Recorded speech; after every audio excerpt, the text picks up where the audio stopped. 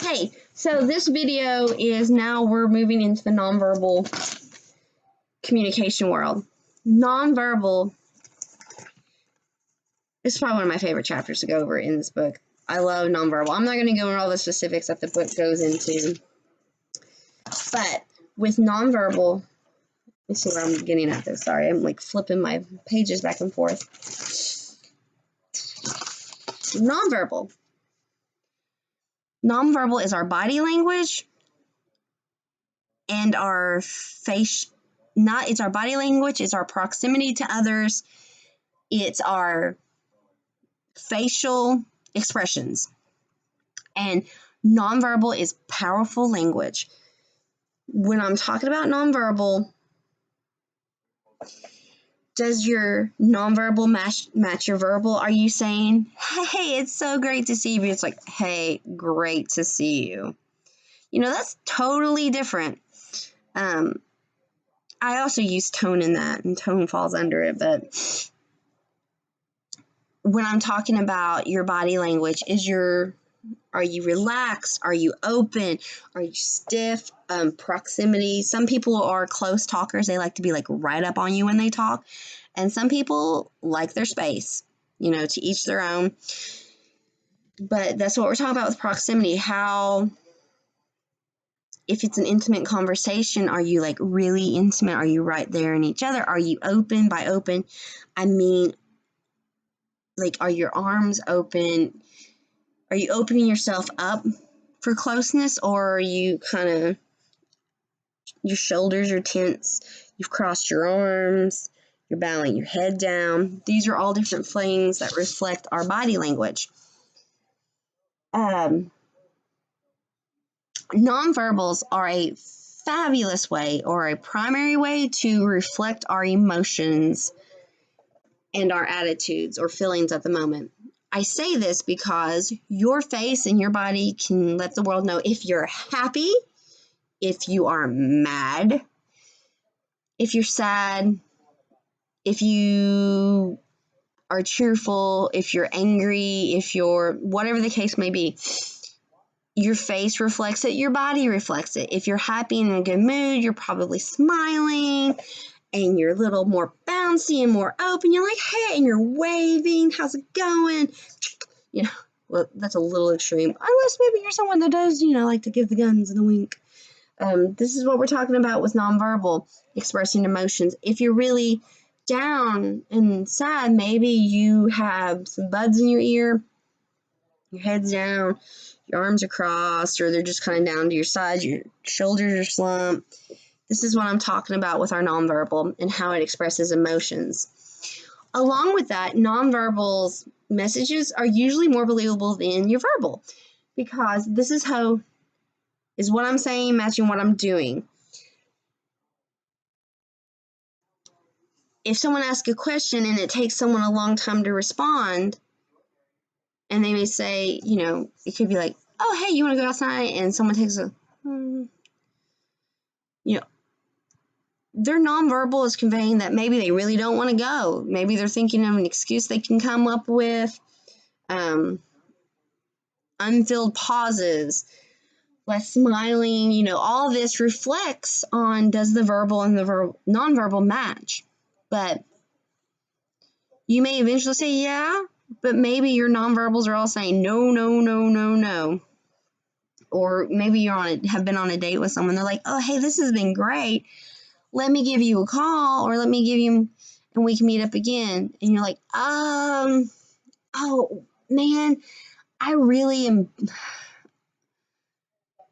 sure, that'd be great. You know, your nonverbals are usually more believable than your verbals, because unless you train yourself or are really good at hiding emotions nonverbally, your nonverbal will reflect quicker than your verbal, and they may not match.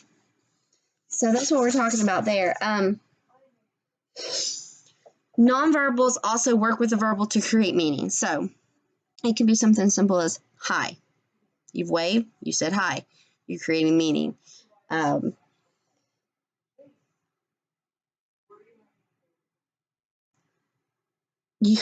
I talk with my hands a lot. Think of people that give you directions when you're driving. So what you want to do is you want to go down here to the stop sign. When you get to the stop sign, you want to take a right, and you just want to keep on going until you get to the building on the corner. And when you get to that building on the corner, or once you get to the Y in the road, you're going to come to the Y, and then you're going to follow the left. This is what we're talking about with the nonverbal works with the verbal. I think of this as people that talk with their hands a lot. I talk with my hands a lot. It's crazy. I notice it even more when I record videos.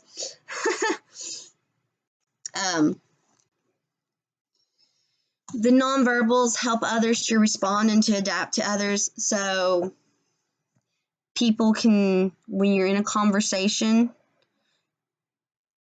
people can see your nonverbal, you know, oh man, they seem to be having a rough day. They seem kind of down, especially if you really know somebody, like if it's a friend or a family member or your partner or significant other who know you and know, oh, they're having an off day. They can tell it based off your nonverbal and then react accordingly. Okay, they're sad or they're having an off day, so I'm just going to kind of be a little chilled when discussing or having conversation or asking, or, oh man, they're really happy. Let's do this. That's what we're talking about here. People can read your nonverbal and then they can act accordingly in conversation with you as well. The nonverbal helps people adapt to your message or adapt to the conversation. Nonverbals play a huge role in interpersonal relationships.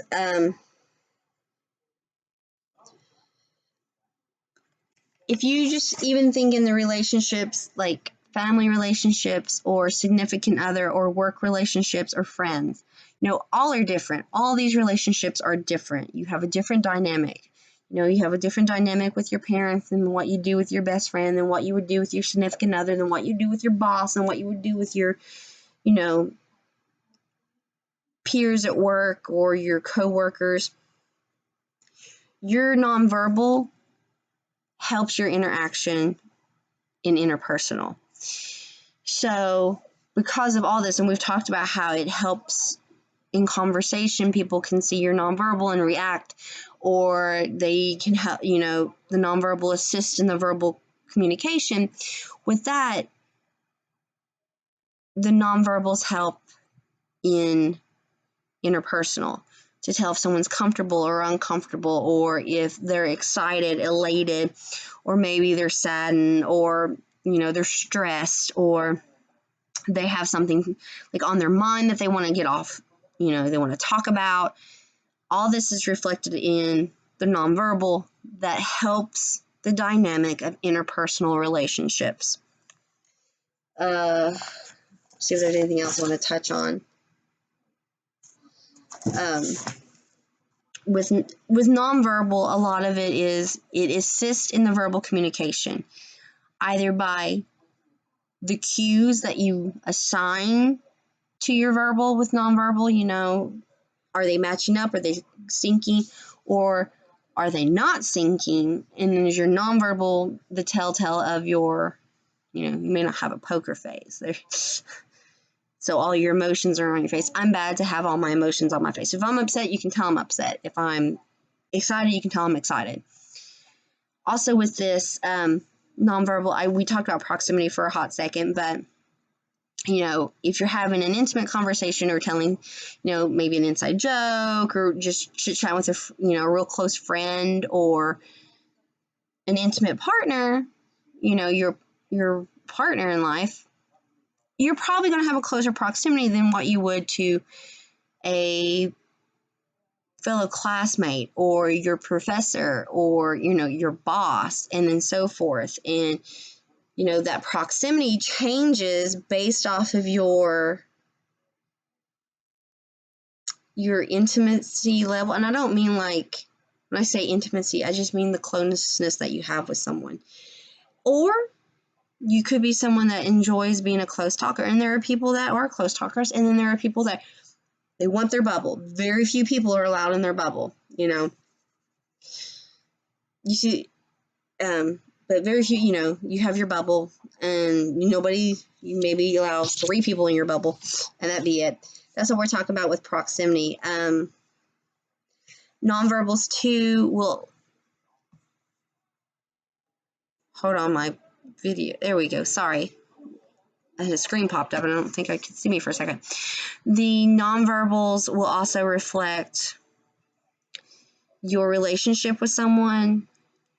You know, you can tell it shows who you're close with or who you just got to know.